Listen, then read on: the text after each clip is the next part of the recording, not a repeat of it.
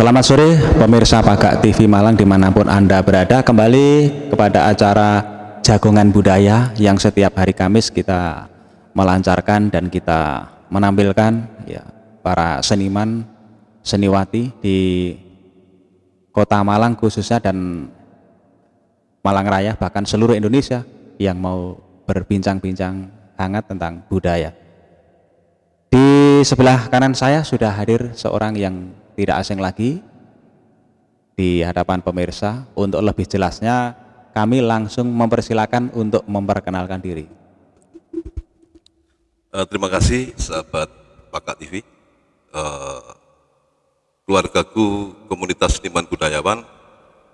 Bagi yang belum kenal saya kenalkan, saya Udinur. Saya sebagai tukang gambar atau bekerja sebagai di bidang seni komersial. Saya tinggal di SKI, Blok Sabto Pratolo 8. Monggo menawi sahabat-sahabat mau bersilaturahim, saya tunggu di kediaman saya, Sabto Pratolo 8, Kota Malang. Atau kita bisa berbincang kopi dengan kami, dengan sahabat kami juga di Pagak TV untuk ngopi hal-hal mulia untuk pemajuan seni budaya. Demikian perkenalan saya. Sekali lagi saya Udinur. Monggo sahabatku. Terima kasih Mas Udin yang sudah memperkenalkan diri kepada pemirsa. Selanjutnya Mas Udin ini pelaku seni ya.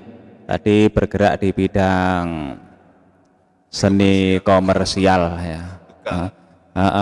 Untuk bisa ke situ tuh latar belakang Mas Udin apa?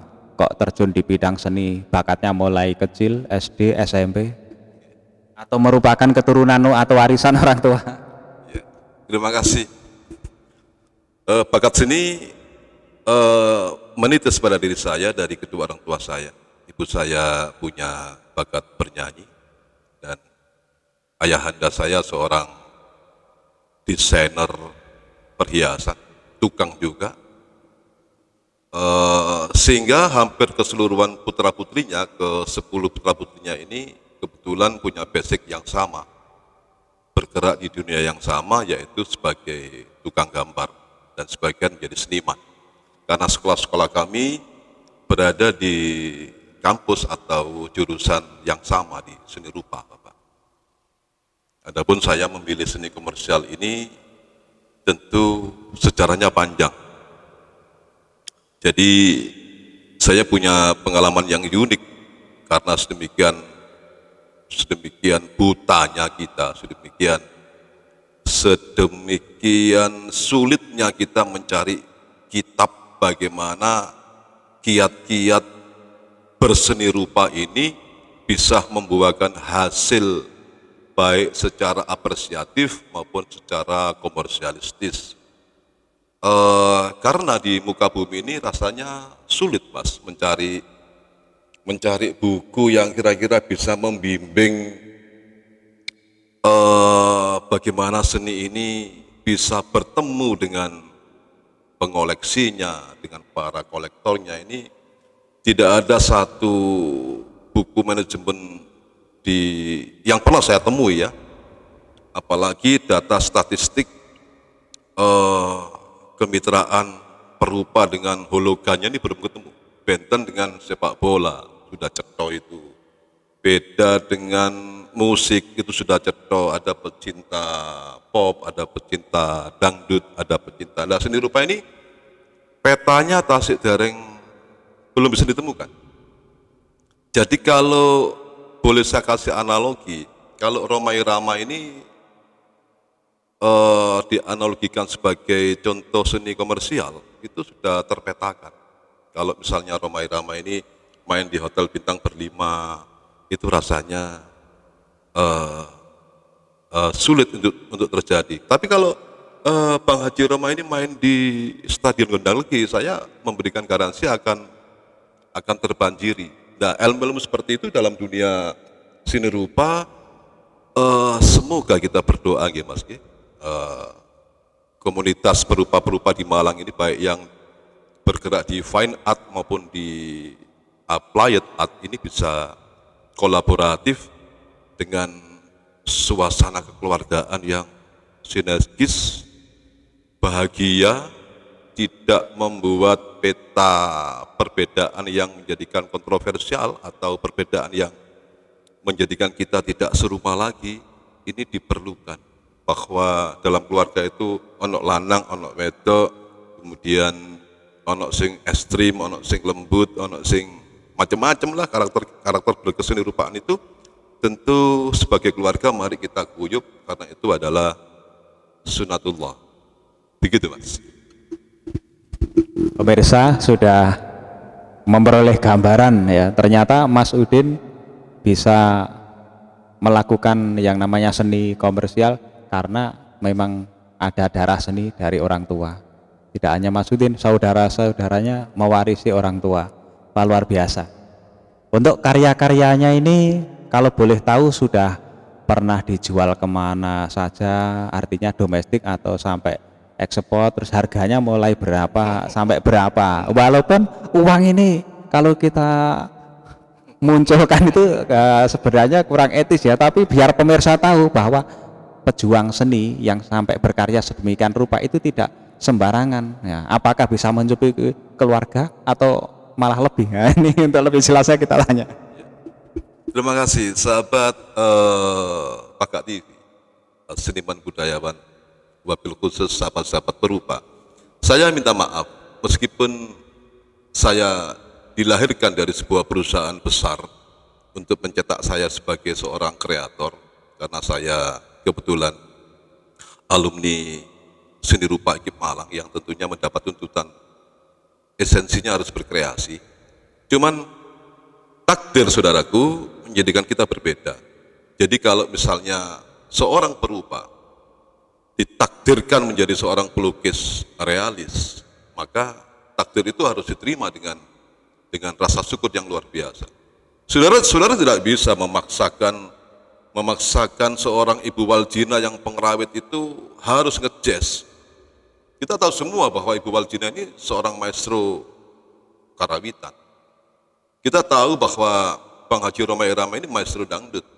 Tidak bisa dipaksakan supaya bernyanyi rock and roll atau apa begitu, tidak bisa. Itu menyadari takdir hakiki pada tiap diri manusia inilah yang menjadikan saya akhirnya memutuskan menjadi tukang gambar. Nah ini sebetulnya ada sisi banyolnya kalau kita membahas tentang nominal-nominal itu. Cuman saya pastikan bahwa kalau saya harus menggambar satu foto, maaf teman-teman sekalian, saya sekali lagi studi manajemen ini secara otodidak. Jadi saya menyentuh hal-hal yang sepele saja. Setiap kali saya masuk ke dealer, entah ini dealernya Honda atau Yamaha, bila kita tidak membawa uang di atas 15 juta, rasanya kita kesulitan membawa sepeda motor Honda atau Yamaha ini. Begitulah cara saya membandrol diri saya. Jadi panjenengan kalau tidak kagungan uang 10 juta ke atas, itu untuk di dunia pertukangan gambar saya, ada kemungkinan saya akan menolaknya.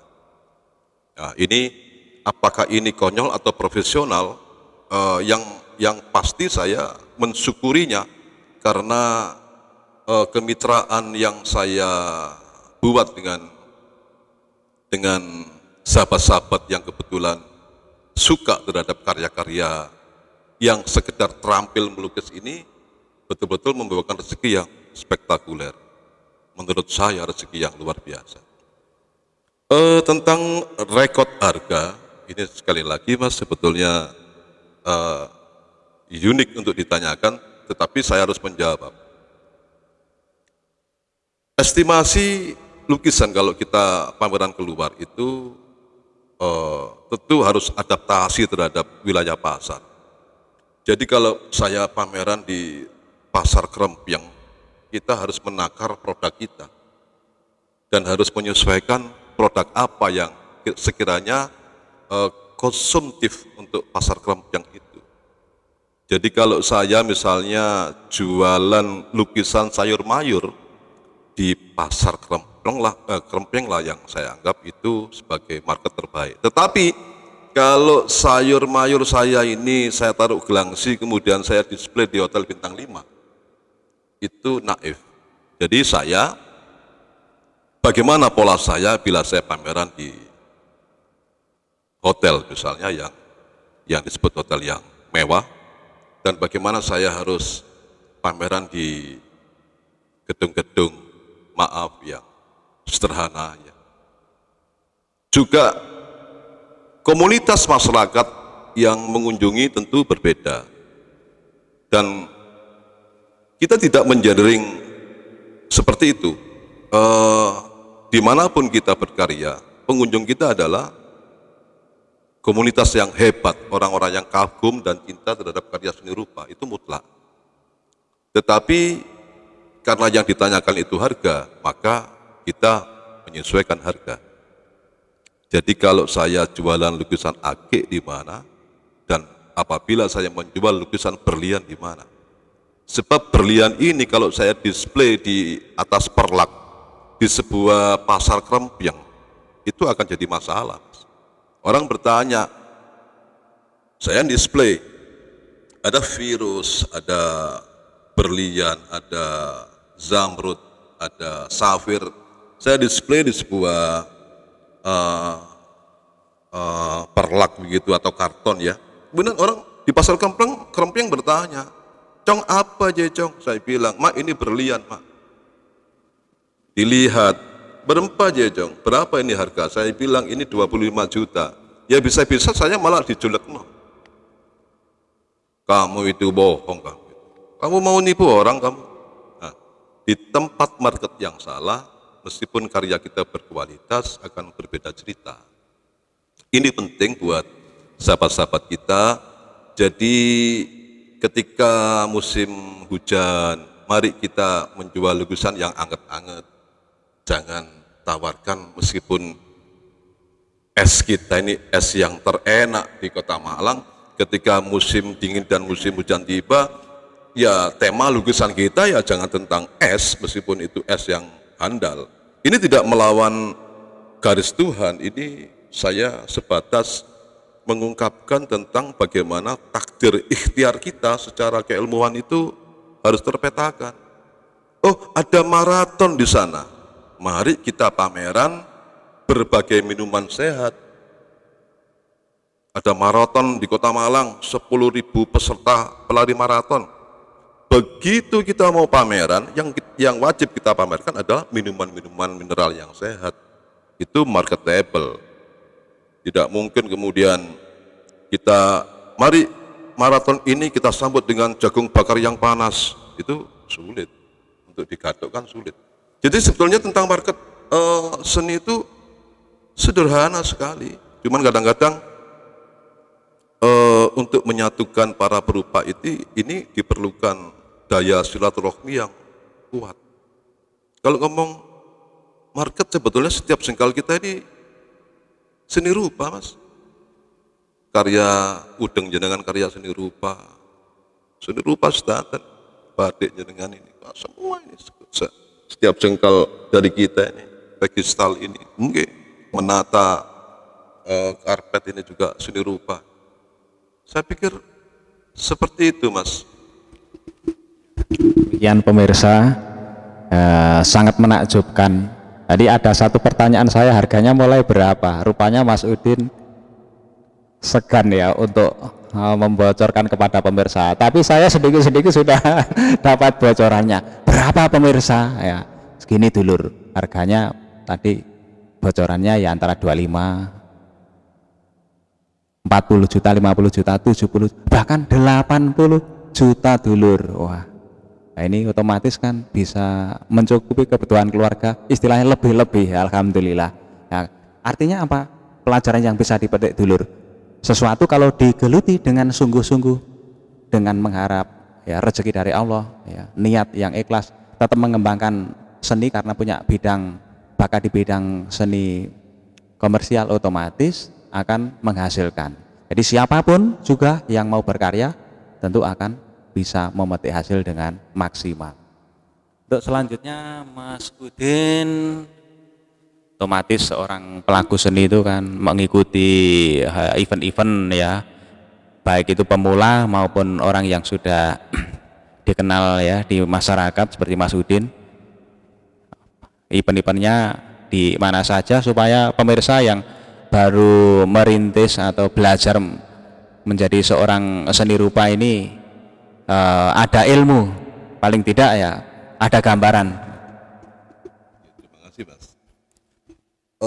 Kebetulan saya dengan beberapa sahabat perupa, termasuk saudara Arifin, saudara Derajat, saudara Aswali, dan hampir kurang lebih 58 perupa Malang, pernah mendirikan sebuah klub ya, yang cukup signifikan, punya kelompok namanya Kompak, Komunitas Pelukis Aktif, di mana saya kebetulan dipercaya sebagai ketua di era awal tahun 2000-an itu. Dan kami mewajibkan pameran ini sepadat mungkin, hampir setiap maksimal 3 bulan sekali. Kami dengan 58 lebih anggota itu selalu melakukan pameran di setiap hari besar yang ada di negeri kita, termasuk Imlek itu menjadi sahabat, Kelenteng akhirnya menjadi sahabatnya Kompak. Cuman perlu diketahui, sahabat-sahabat yang bergerak di dunia komersial seperti Kompak di tahun-tahun itu kita hati-hati, karena biasanya karena saking lugunya para perupa, yang namanya manajemen ini bisa saja diraih atau diambil dengan berbagai macam cara oleh oknum yang barangkali masih punya jiwa kapitalis. Oh, ini ada kelompok yang potensial untuk menghasilkan uang, dipancing dengan berbagai macam cara, akhirnya rontok, atau mereka akan menjadi faksi atau terbelah, sebagian mengikuti orang. Karena secara teoritik, siapa yang paling mapan bisa menyetir orang yang kurang mapan. Jadi sehingga ada istilah juragan dan karyawan.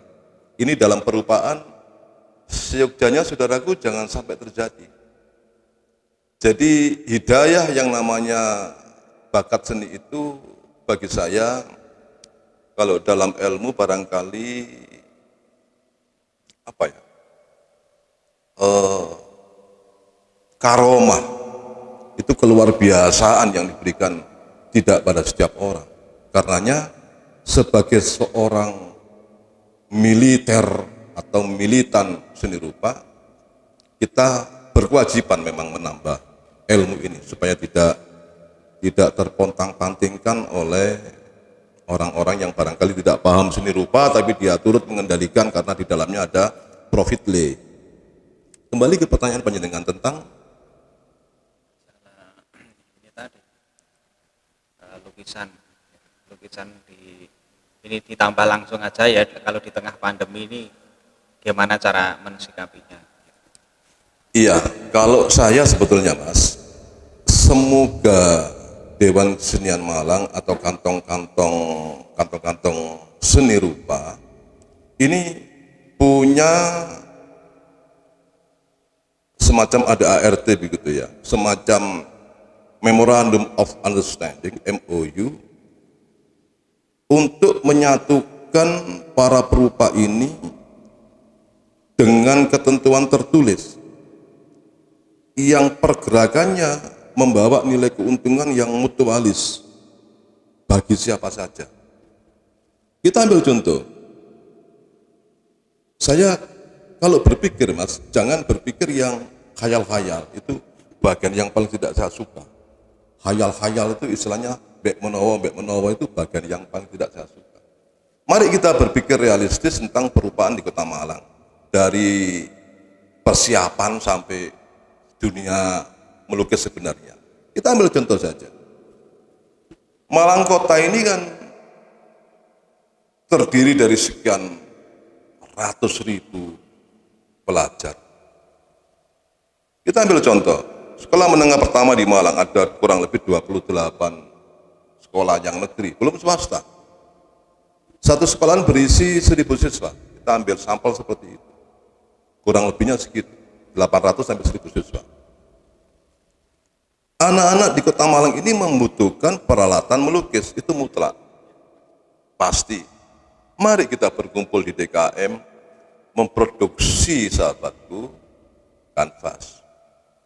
Sudah bisa bayangkan, melayani 28 SMP, melayani 10 SMA, melayani sekian SMK, melayani para anak-anak kita yang belajar melukis. Loh, DKM ini di dalam metodik penggalian dana, salah satunya dana bisa diperoleh dengan usaha-usaha mandiri yang legal dan sah.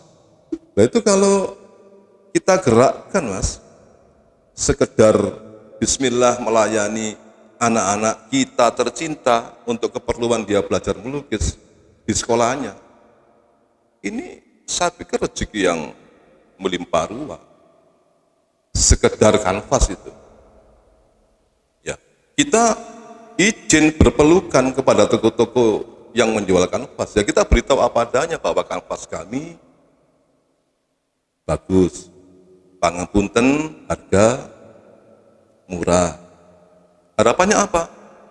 Dia tidak impor lagi kanvas itu. Di toko ya buatan para pelukis, para tukang gambar. Karena hanya barangkali pelukis yang memahami mas tingkat kebagusan kanvas ini, ya orang yang sehari-hari melukis. Sehingga kami rata-rata para perupa ini punya pengalaman yang signifikan untuk membuat kanvas. Ini satu contoh saja, satu titik loh ini. Kemudian titik lain misalnya,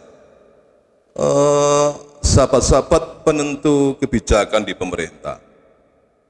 Sebetulnya para beliau tahu betul bahwa di Malang ini banyak seniman-seniman batik. Lah yang jadi agak terbanyolkan itu kan, bagaimana batik ini kok bukan dibeli dari putra Arema.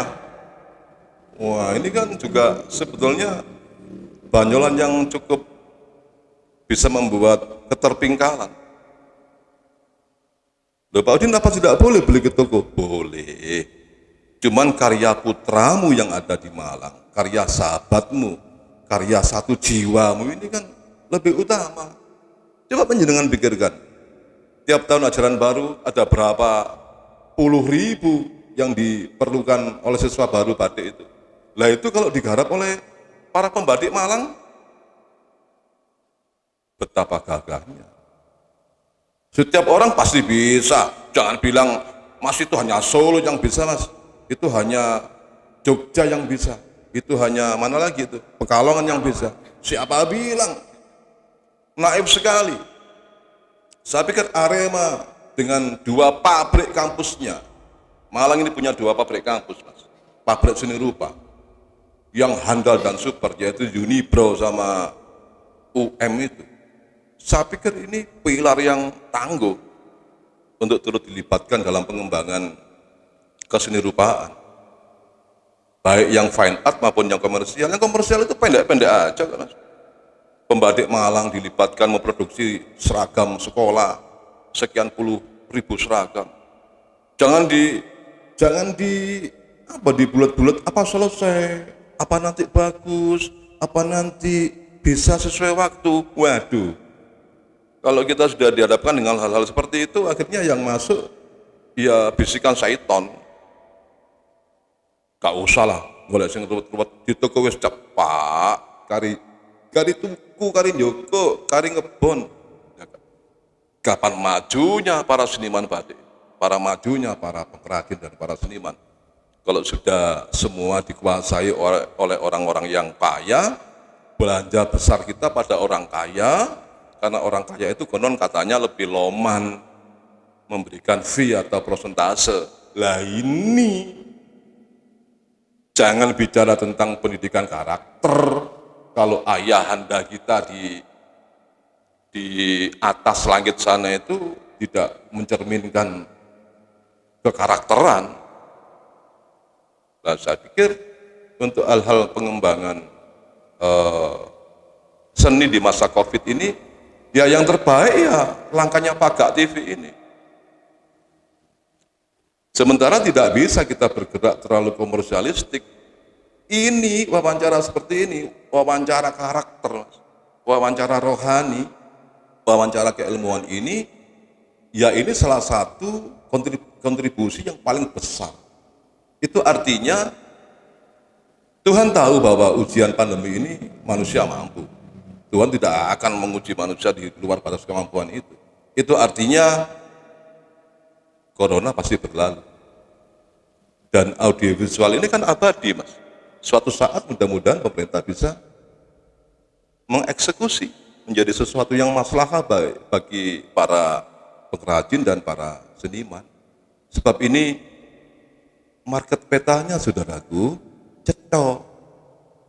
Batik tahun ajaran baru cetok. Bimbingan seniman melukis di sekolah Malang banyak seniman-seniman yang piawai melukis. Seniman masuk sekolah, seniman mengajar tersedia. Hanya tinggal melaksanakan. Maka banyak-banyaklah bismillah supaya proses pelaksanaannya menjadi mudah dan sejuk. Jangan terlalu banyak berdebat, sebab perintah meninggalkan debat atau gak ngarahkan debat itu perintah. Menurut keyakinan saya, Mas. Oke? Bismillah. Gaya saya bicara memang kenceng, Mas. Cuman hati saya ini selalu tersenyum. Monggo dilanjut. Terima kasih Mas Udin. Ya, pemirsa sudah gamblang dan terutama buat adik-adik yang masih duduk di bangku sekolah ingin belajar melukis, ya bisa mendatangkan narasumber atau guru ya dari seniman-seniman yang ada di Kota Malang, atau adik-adik bisa belajar di Dewan Kesenian Malang. Kurang apa lagi, mulai dari bahannya ya bisa diatur sampai termasuk produk ya.